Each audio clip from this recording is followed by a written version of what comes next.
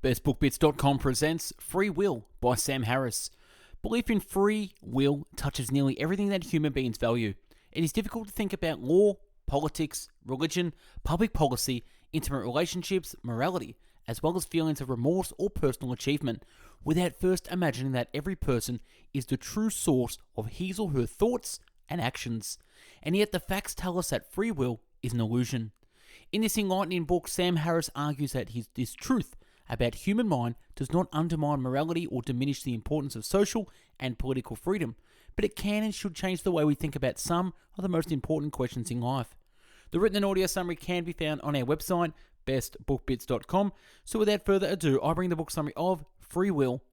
Book summary: what's in it for me? Learn why the concept of free will is an illusion and what to do about it. Are you really in control of your every action? Is the fact that you're even skimming this text something that you consciously choose to do out of your own so-called free will? The answer is no. Free will is an illusion, and the following book summary will explain why. New insights from neuroscience research shows that how we think and what we do every day has little to do with our free will. We're not in control, and to better understand why we do what we do, it's important to better understand exactly how our minds work. After reading this book summary, you'll learn why it's your brain that's thirsty, not you. Why a seemingly bloodthirsty murderer doesn't consciously choose to kill, and why conservative political policy is based on scientific fallacy. Summary Part 1. You can't actually control what you do or why you do it. The concept of free will is an illusion. Here's a scenario. You realize that you're thirsty, so you decide to grab a glass of lemonade. Where did the decision come from? Many people would say you chose to drink a glass of lemonade out of your own free will. Free will happens when you make a decision. That is, make up your own mind without being forced or coerced. So if you want lemonade, there's no one threatening to kill you. If you don't, you're exercising free will. But really, you didn't decide to get that glass of lemonade, at least not consciously. Perhaps you felt thirsty, but that's a biological function that you can't directly control. And why lemonade exactly? And why now? Such decisions don't originate from our conscious minds. We don't know what to intend to do until we actually do it. Researcher Benjamin Libet in his experiments found that he could detect activity in parts of people's brains that signaled movement before they decided to move. While participants thought they controlled their own movements, their brain had already decided to move their bodies before they were even aware of it. This means the underlying reasons behind our actions or decisions are hidden from us. The only way we could fully control our decisions would be if we had complete control over all our brain activity. The feeling that we control our thoughts and behaviors is an illusion. Our thoughts are inspired by deep biological processes that we simply can't control, like our genetic makeup. Think of it this way. Do you control the millions of bacteria in your body? Not at all. So why then should you think we are responsible for an equally random set of processes that occur in our brains? Summary Part 2. While free will is an illusion, our awareness of what we think or do is something we can control. So if our thoughts and actions are inspired by brain processes we can't control, shouldn't we just go couch potato and do nothing all day? Not exactly. We do have awareness and we can think deliberately. If you realize your back hurts, you might unconsciously move in your seat to get more comfortable. You can't, however, unconsciously plan a trip to the physical therapist.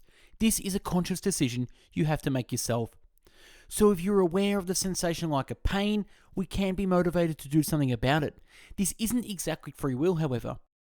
The mechanics of the process that trigger the realization that you were experiencing pain and then making a decision to see a doctor are still mysterious. You didn't create the pain. You didn't create the thoughts about seeking help. Those thoughts simply appeared in your mind. But we do exercise some sort of control. Even though our actions are predetermined by biological mechanisms, our choices are still important. You can't know why you wanted to choose lemonade instead of water, for example, but it still matters that you did. We also have to remember that our choices have serious effects on the world, even when we don't create them. Don't start seeing every person on the street as a collection of atoms just going through a series of unconscious motions. Shattering the illusion of free will shouldn't make you fatalistic. Instead of thinking everything is outside your control, it's better to realize what you can control and influence in your life. Consider the idea of self-defense classes, for instance. It wouldn't make sense to teach self-defense by emphasizing that an attacker is just a victim of his own subconscious mental processes. While this may be true at some extent, our decision to defend ourselves instead is the important part.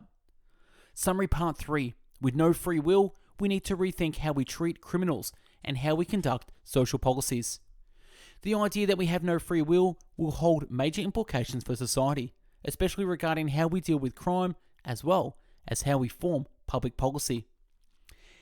Our general undertaking of morality depends on people having the ability to make decisions for themselves. If someone knows something is bad but chooses to do it anyway, we judge her actions as wrong. If a psychopath kills someone for fun, we think he should be punished. But as we know the psychopath has no free will, shouldn't this change our perception of the appropriate punishment? It's still logical to incarcerate someone who may threaten the safety of individuals in society. Yet it's immoral to incarcerate someone, even a bloodthirsty criminal, for being born unlucky. We need to look at criminality and criminals differently. Imagine if a normal person had a brain tumor that was affecting her behavior by making her more violent and impulsive. Would you hold her responsible for her actions? Criminals aren't much different. The psychopath who kills for fun and the person with a cancerous tumor both lack free will. So instead of seeking justice through punishment or retribution, we as a society should focus on deference and rehabilitation. What does the absence of free will mean for politics? This primarily affects politicians who refuse to accept that people lack conscious control over their own lives. In the United States at least, this mindset is usually found with people who identify as politically conservative. Such politicians believe that a person has full control over their actions and can determine any future they want. They don't acknowledge the existence of simple luck inherent in anyone's success. Even those self-made millionaires that conservative pundits love to lionize are still born with a unique genetic makeup, had particularly unique experiences, and perhaps even privileges that helped them get where they are. A series of events that conservatives often refuse to acknowledge.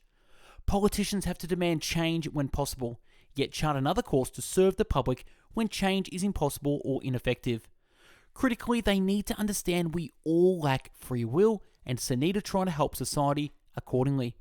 In review, Free Will book summary. The key messages in this book. Our thoughts and decisions are determined by the subconscious mental processes we don't control. This means simply that the concept of free will is a farce. We may feel like we're in control, but we actually aren't. Because of this, we need to adapt our society so we can live together and help each other in the most effective way possible. And that's a wrap on the book summary, Free Will. Check out a YouTube channel with over 450 book summaries uploaded previously and more to come. Like the video, comment on what you think, and if there's a book you want us to do a summary on, comment below. Check out our website, bestbookbits.com, where you'll find 450 written book summaries where you can download in the PDF summary to read offline in categories from biographies, business and marketing, habits, health, leadership, money, personal development, philosophy, psychology, real estate, relationships, sales, spirituality, success, time management, and travel. If you're into the audio podcast version, check out mixcloud.com/bestbookbits, where you'll find 450 audio book summaries to listen to at your pleasure. Follow us on Instagram at bestbookbits for daily motivational quotes and book summaries. Thanks for watching and listening. Hope you got something out of this. Go out there and use your free will. Take care. Bye-bye now.